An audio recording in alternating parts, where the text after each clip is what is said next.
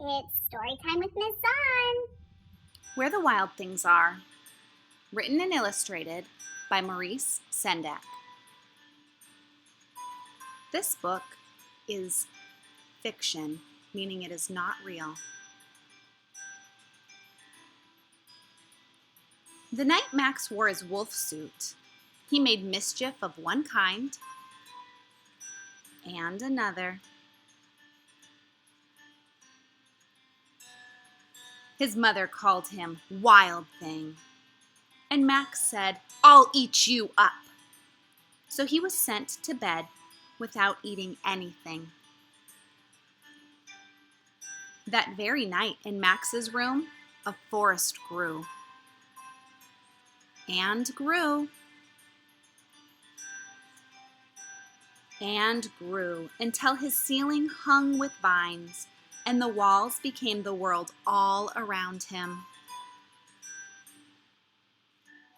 And an ocean tumbled by with a private boat for Max, and he sailed off through night and day, and in and out of weeks, and almost over a year, to where the wild things are. And when he came to the place where the wild things are, they roared their terrible roars, and gnashed their terrible teeth, and rolled their terrible eyes, and showed their terrible claws. Till Max said, "Be still," and tamed them with the magic trick of staring into their yellow eyes without blinking once. And they were frightened, and called him the most wild thing of all, and made him king of all wild things. "And now," cried Max, "let the wild rumpus start."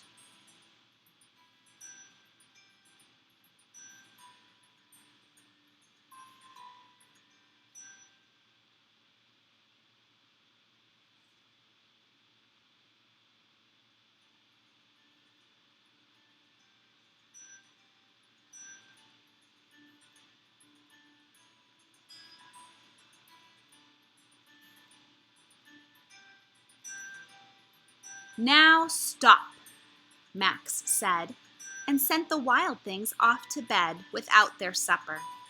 And Max, the king of all wild things, was lonely. He wanted to be where someone loved him best of all. Then all around, from far across the world, he smelled good things to eat. So he gave up being king of where the wild things are. But the wild things cried, "Oh, please don't go. We'll eat you up. We love you so." And Max said no. The wild things roared their terrible roars, and gnashed their terrible teeth, and rolled their terrible eyes, and showed their terrible claws. But Max stepped into his private boat and waved goodbye, and sailed back over a year, and in and out of weeks, and through a day,